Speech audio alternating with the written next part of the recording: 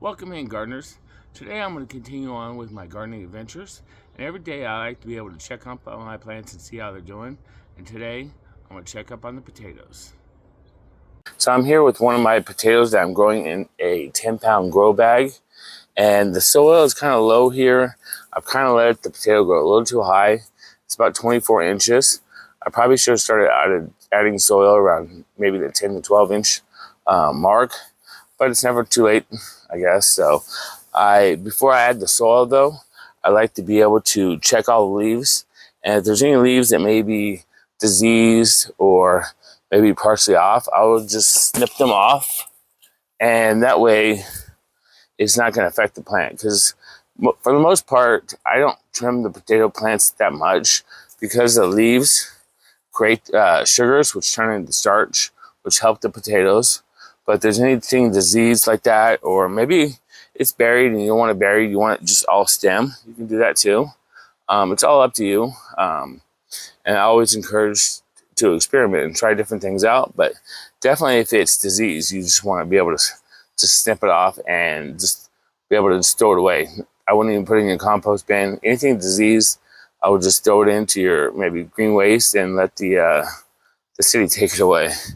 But yeah, so anything like this, some of these leaves, I mean, if they die up here, pretty much the plant's going to die, in my opinion. So I always just look down here where maybe it doesn't get as much sun, because I want as much leaves to get the sun, because that creates everything down there.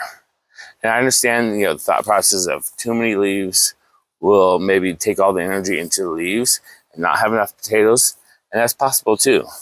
But first, I just grab anything like this that maybe like that, and anything like that that maybe just looks sort of dead, maybe disease, maybe something else. But just to be cautious, I like to be able to just snip it off if it's got discoloration, and it's not some of these top ones where I know maybe the season's ending, so it will turn yellow and die out.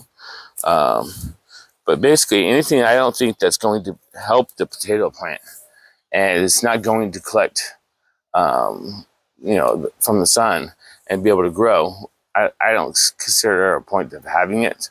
I like to just keep all the leaves that have contact with the sun and be able to grow and take in all the energy that it needs.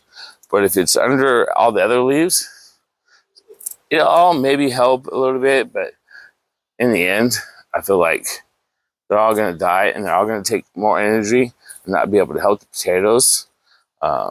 But if I do see anything else, there's a lot of sprouts in there. I believe I planted about 2 potatoes in here, and you want to take into account of that.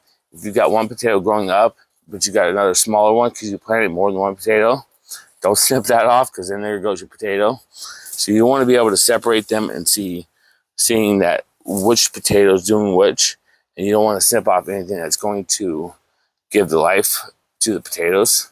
Anything that was partially buried like that, I'll get rid of.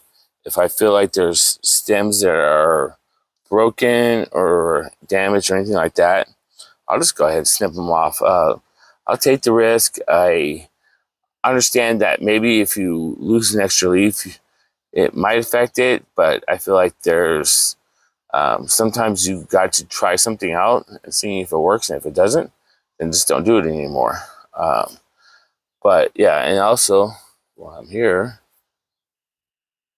I'll look to see if there's anything, flowers, anything like that, that might have to snip off. Because once it starts flowering, your plant's gone. It's going to want to seed out and be able to, spread itself like in nature. So you want to check to see if the leaves are damaged. You want to see if it's flowering and be able to snip off any of the flowers that it has, so that way it can stop the plant from flowering and seeding out, and basically just making your plant say, I'm good for the season. Anything like that, you want to make sure there's plenty of airflow, especially in bags like this where most of it's going to block it from here. And so I want a little bit of airflow, but I don't want to take off anything that's going to help the potato. So when I'm filling up the bag as a potato grows, I like to be able to add 50% compost and 50% soil. So that way it has enough nutrition to keep growing. Potatoes are heavy feeders and so require a lot of nutrition. And so that's why I also add a little bit of organic food. It's a 465.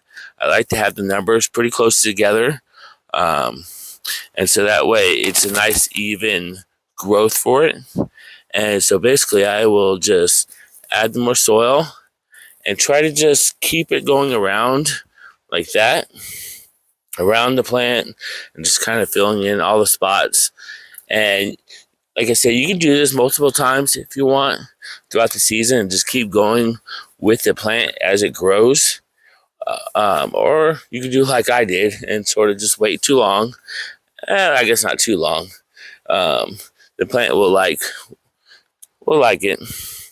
And so you just fill it up like this, like that. And I'll add the fertilizer in. And I kind of want to make the fertilizer under the soil and kind of just dig it in to the top. And I typically will do it in the top of it. And so that way, when I do water it, because it will require water now, anything just doesn't get drained out of the bottom. I like to have it from the top and just let it go to the bottom as slow as possible. So that way it gets all the nutrients that it needs. And basically like that, and being it's in a bag, I could just sort of move it back into the sun whenever I need to and just let it keep growing.